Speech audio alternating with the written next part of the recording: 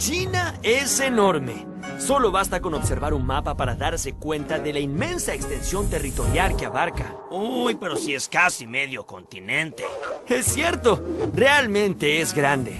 Ni se imaginan la cantidad de climas y paisajes que atraviesan a todo este territorio. China es un mundo en sí mismo, con tupidas selvas, desiertos abrumadores, montañas infranqueables, llanuras fértiles, densos pantanos y planicies congeladas. Los chinos observaron que el mundo estaba compuesto por cosas muy diferentes, y cada cosa tenía su opuesto. Así fueron descubriendo que la naturaleza tenía un equilibrio, una armonía entre fuerzas diferentes y opuestas. Entonces, si en algún lado hacía frío, era porque en otro estaba haciendo calor. Si existía la tierra, era porque también existía el aire. Si el sol alumbraba durante el día, era la luna la que reinaba sobre la noche. Si había varones, pues debía haber mujeres.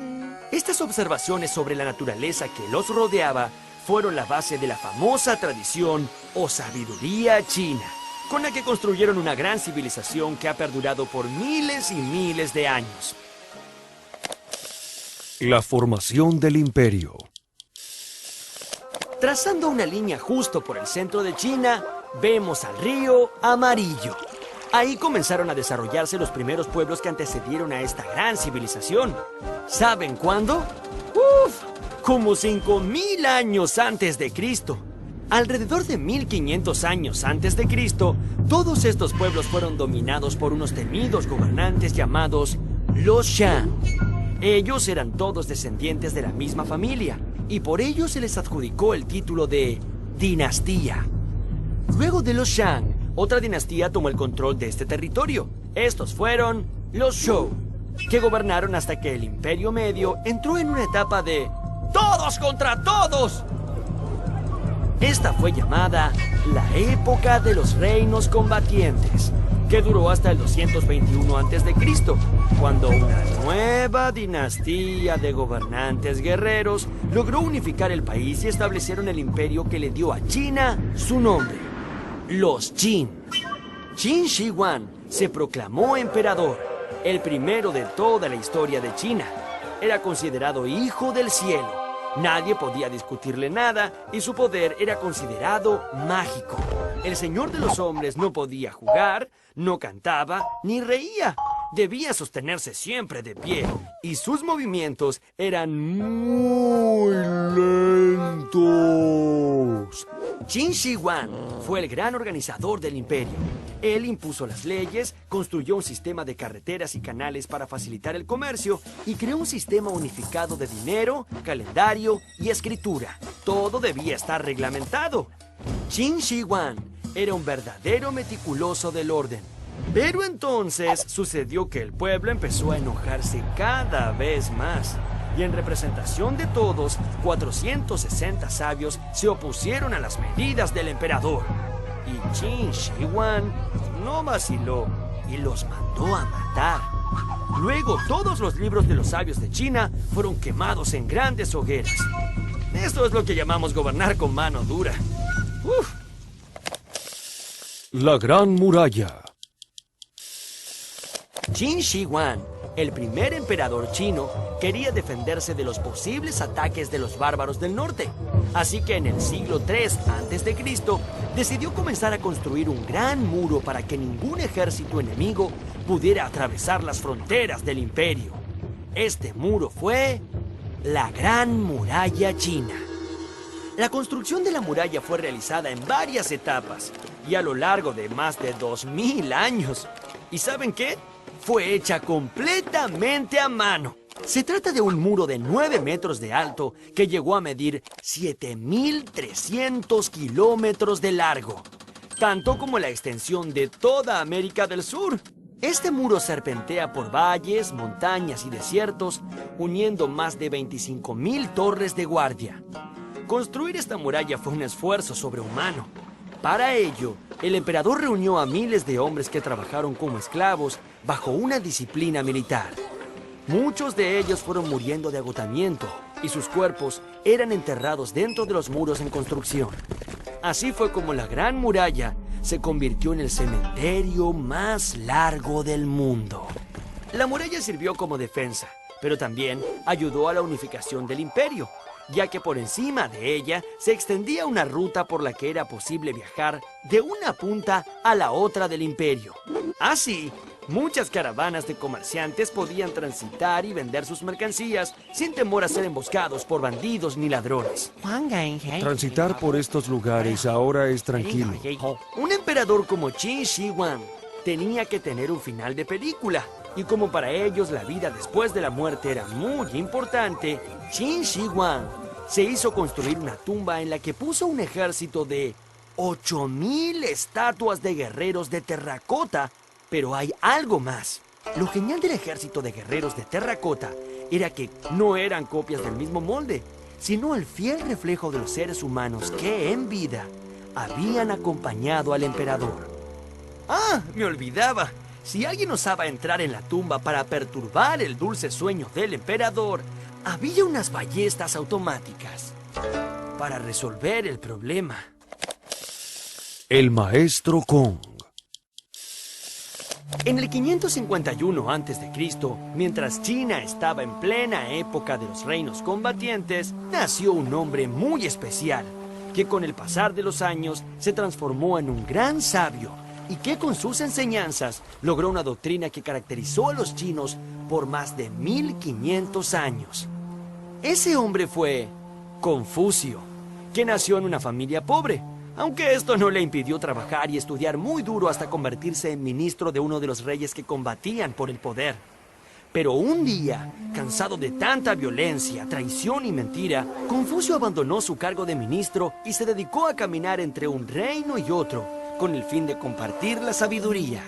Los libros de Confucio predican 8 actitudes elementales: el respeto a los demás, la tolerancia, el perdón, la fidelidad, la devoción, la confianza, el deber y el culto a los antepasados. Estas 8 virtudes son las que debía seguir un hombre para ser bueno y recto. Tuvieron que pasar unos 350 años para que la sabiduría de Confucio fuera popular en China. Y fue de la mano de una dinastía llamada los Han. Para ese entonces Confucio ya se había transformado en una figura legendaria. Sus seguidores le decían el maestro Kong. Y sus enseñanzas servían de guía espiritual y eran practicadas como una religión. Pero el confucianismo, no era la única religión de la antigua China. También estaban el taoísmo y el budismo. Cada hombre tenía derecho a elegir libremente su propia religión. Las 3 se basaban en la búsqueda de una armonía interior, que está en directa relación con la armonía de la naturaleza. El ser y el universo. Si el universo es el producto del equilibrio entre fuerzas que se oponen, y si el hombre, para estar bien y ser mejor, tiene que estar en armonía con ese universo, entonces cualquier dolor o enfermedad que se manifieste en el cuerpo es producida por un desequilibrio entre el ser y el universo. La medicina tradicional china es la ciencia que busca regresar al hombre a ese estado de equilibrio y armonía con la naturaleza. Para los chinos, el cuerpo era como un universo en miniatura. Cada parte del cuerpo correspondía a un elemento del mundo. Por ejemplo, la cabeza era el cielo y los pies, la tierra. Los brazos y las piernas eran las 4 estaciones. La respiración era el viento y la sangre, la lluvia. Para estar sano, todas estas fuerzas debían combinarse en armonía. Para ello, los médicos usualmente recurrían a extractos de hierbas, frutas, granos o minerales, pero muchas veces preferían la acupuntura. Ellos creían que clavando estas finas agujas en la piel, captarían las fuerzas cósmicas y las transmitirían a través de ellas al paciente, ayudando así a reorientar la energía dentro del cuerpo. Como la armonía con la naturaleza era crucial para el bienestar, ellos proyectaban en el diseño de los jardines la construcción de un microcosmos ideal. El arte de construir jardines era el delicado encanto de combinar plantas, flores, agua y animales para la conjunción de la armonía entre el hombre y la naturaleza. La escritura. A, B, C, D. Cada letra de nuestro abecedario corresponde a un sonido.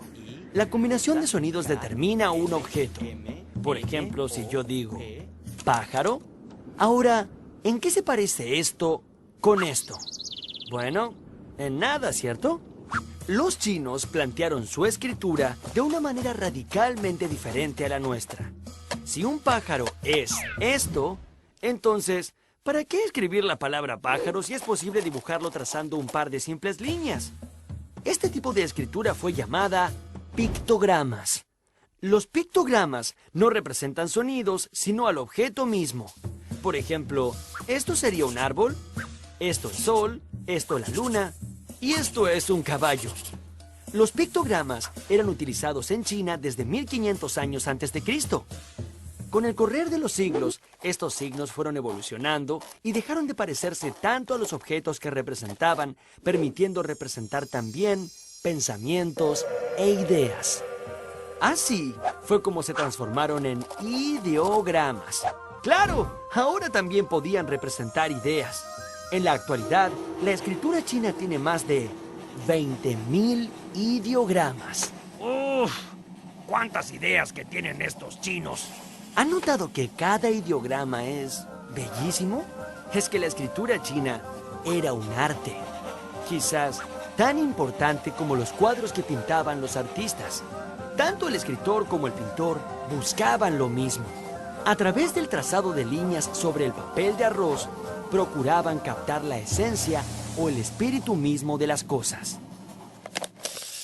Los inventos. Disculpe, ¿me podría indicar si falta mucho para el Polo Norte?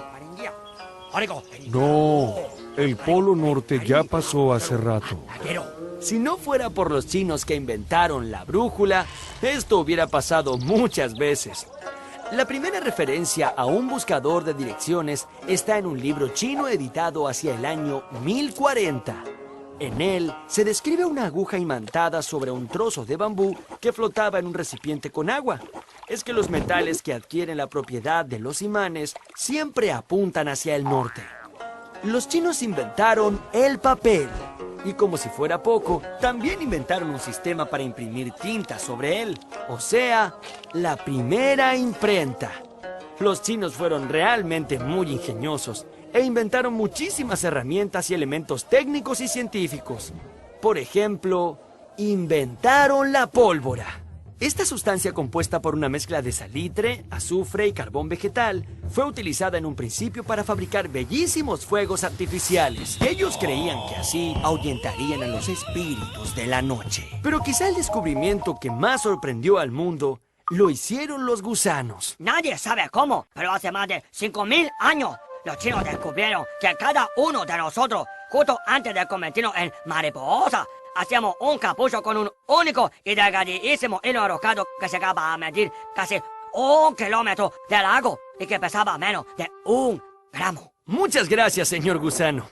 Este era el hilo de la seda, que era desenroscado pacientemente por las mujeres chinas y con él elaboraban una tela liviana, suave y muy delicada. Tan especiales eran las prendas hechas con seda que a ellas se les adjudicaba un valor mágico.